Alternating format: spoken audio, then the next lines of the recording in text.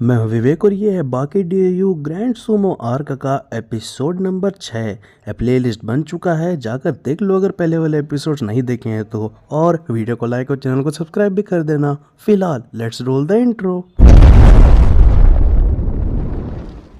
Episode 6 की शुरुआत में हम देखते हैं यहाँ पर रिटायर्ड सूमो जेंटलमैन बता रहे होते हैं कि सूमो जो हैं वो लोग बिल्कुल भी कोई स्पोर्ट को बड़ा नहीं मानते, कोई टेक्निक को बड़ा नहीं मानते अपने अलावा। उनके हिसाब से हर फाइटिंग टेक्निक तुच्छ है और सूमो सबसे उच्च है। खैर यह सब सुनने के बाद अचानक से टोकुगावा कहते हैं, हाँ मैं जानता हूँ वो लोग बड़े स्ट्रॉन्ग पहाड़ की तरह होते हैं और बहुत अग्रेसिव भी होते हैं। उतने में ही हम देखते हैं अचानक से सुकुने उसके पास आकर उनका कॉलर पकड़ लेता है और यहाँ पर उनसे कहता है, तुमसे कुछ अलग सी ही स्ट्रॉन्ग वाली फीलिंग आ रही है, जैसे कि कोई बीस्ट छुपा हो इस छोटी सी बॉडी में। तभी अचानक से टोकुगावा पकड़ लेते हैं उसके हाथ को और जैसे कि हवा में उछल जाता है सूमो और अचानक से उसे गोल घुमाकर फेंक देते हैं, जिससे होता ये है कि दूर जाकर लैंड कर लेता है बड़े ही आराम से। उसी बीच हम देखते हैं कि यहाँ पर शिबुकावा का किमोनो उखाड़ कर ले आया होता है सुकुने और यहाँ पर शिबुकावा उससे कहते हैं, अरे भाई मेरा किमोनो तो दे दो। और यहाँ पर अपनी फैबुलस आइकी टेक्निक से इतने बड़े शरीर के लड़के को आराम से हवा में उछाल दिया होता है उन्होंने। और यह सब डोपो देखकर कहते हैं,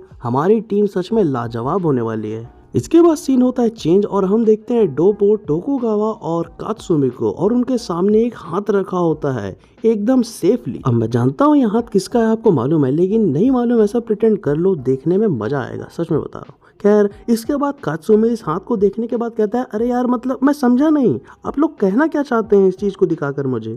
कात्सुमी की इतने से बात को सुनने के बाद टोकुगावा जवाब में कहते हैं, यह हाथ और किसी का नहीं बल्कि तुम्हारे दोस्त रेत्सु का है। रेत्सु की यही इच्छा थी शुरू से ही, उसने मुझे बताया था उसके मरने के बाद उसका हाथ ले लिया जाए और कात्सुमी को दे दिया जाए। और यहाँ पर डोपो भी उससे कहते हैं, हाँ तुम इसे यूज करने वाले हो आगे चल के। और यह सुनकर कात्सुमी इमोशनल हो जाता है। मतलब देखो यार इस दानवीर रेत्सु को लोग अपने आंख, फेफड़ा, गुर्दा, आंड जाने क्या क्या दान कर देते हैं, लेकिन इसने हाथ दान कर दिया यार, महादान कर दिया है। यहाँ पर हमारे दोस्त हमारे लिए एक उधारी नहीं छोड़ते, यहाँ पर इसने पूरा हाथ ही छोड़ दिया। वाह। तो रेत्सु के इस महान काम को ट्रिब्यूट देने के लिए मैं रेत्सु इजिकेट मांगा भी एक्सप्लेन करूंगा और आपको देखना पड़ेगा यार, सपोर्ट करना पड़ेगा क्योंकि रेत्सु को ट्रिब्यूट जो देना है। खैर इसके बाद सीन होता है चेंज और यहाँ पर हम देखते हैं रिटायर्ड जेंटलमैन को और दूसरी तरफ हम देखते हैं सूमो एकेडमी के बॉस को। और जो बॉस होते हैं बता रहे होते हैं कुछ बंदों के बारे में जो कि उन्होंने चुने हैं दूसरे लोगों से लड़ने के लिए, यानी कि टोकुगावा के गैंग के लड़ने के लिए। और इन बंदों का नाम सुनकर जैसे एकदम पगला से जाते हैं, एकदम हाइप्ड अप हो जाते हैं।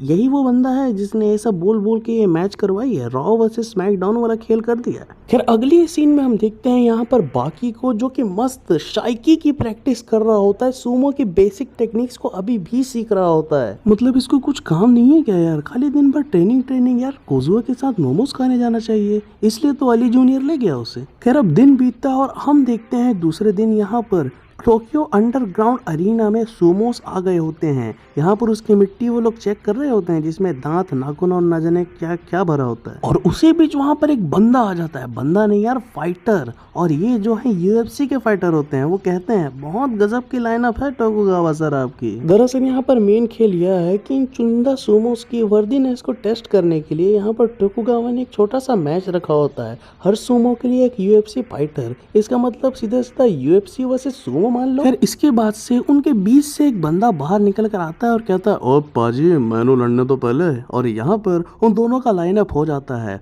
और मैच जैसे ही शुरू होता है बरसना शुरू कर देते हैं वो लोग एक दूसरे के ऊपर। यूएफसी फाइटर बहुत जोर से मारता है उसे, इतने प्रो पंच के बाद भी उसे ऐसा फील होता है कि जैसे किसी बड़े से चट्टान को हिट कर दिया हो उसने। खैर इसके बाद हम देखते हैं वो सूमो फाइटर अचानक से लाइटनिंग स्पीड से उसकी ओर बढ़ता है और पकड़ लेता है उसे और हवा में उठाकर इतने जोर से स्पाइन बस्टर मारता है यार कि क्या कहें।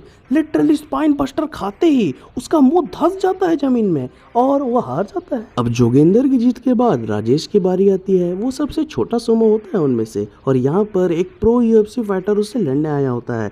लाइनअप होता है, मैच जैसे ही शुरू होता है एक किक से शुरुआत वो करता है, लेकिन वो बंदा एकदम से खसक के उसके पीछे आ जाता है और एकदम प्यार से उसे उठाकर काचा बादाम से उसे पटकता है यार कि लिटरली उसके बादाम हिल जाते हैं और हार जाता है वो। और यह सब सूमो बॉस बैठकर देख रहे होते हैं और कहते हैं, है कोई टक्कर में विवेक भाई के। खैर अब अगले सीन में हम देखते हैं महिपाल यादव को और उससे लड़ने के लिए आए होते हैं एक बहुत ही तगड़े यूएफसी फाइटर।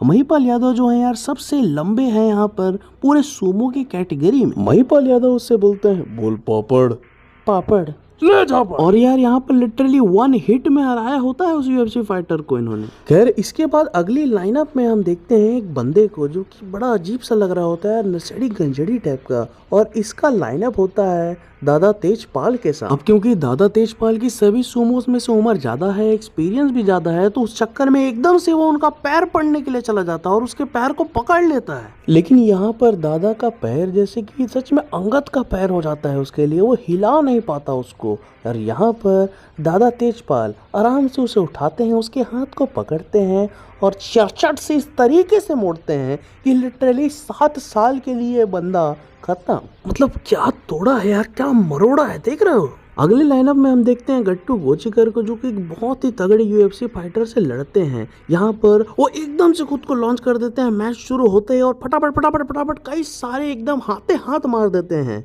और यहाँ पर वो बंदा एक ही बार में डाउन हो जाता है। और इसके बाद अगले लाइनअप में हम देखते हैं एक बंदे को जो कि आ रहे होते हैं बड़े यूनिक स्टाइल में। और भाई जोक सपाट एक तरफ, यहाँ पर जो है ना सीधा सीधा कॉनर मैग्रेगर को यहाँ पर एंट्री करवाई गई है। ये कैरेक्टर सीधा सीधा कॉनर मैग्रेगर से ही इंस्पायर्ड है। और यहाँ पर कॉनर की लड़ाई होती है झसकेतन पटेल से जो कि छत्तीसगढ़ से हैं। और यहाँ पर एकदम से झसकेतन खुद को लॉन्च कर देते हैं उसकी तरफ, लेकिन एकदम मुंह में एक जोर का किक खा लेते हैं कॉनर की तरफ से। अब किक के हिसाब से देखें तो पूरा नाक उखड़ जाना चाहिए था, लेकिन इससे कुछ नहीं होता, वो उल्टा पकड़ लेता है कॉनर मैग्रेगर को। अब यहाँ पर कॉनर सोचते हैं कि झसकेतन नॉकआउट हो गया है, लेकिन अचानक से वो उसे जोर से दबा देता है, एकदम से वहीं पर वो ढीले ढाले होकर हार जाते हैं। यार इतने बड़े चैंपियन की तो बेइज्जती कर दी यार। खैर इसी बेइज्जती के साथ ये वाला एपिसोड हो जाता है समाप्त। तो यार यहाँ पर सूमो एकेडमी के लोगों ने लिटरली इतने बुरे तरीके से हराया होता है ना यार यूएफसी को, कि मतलब क्या कहें, इतने बड़े बड़े फाइटर एकदम धूल की तरह बिखर गए उनके सामने।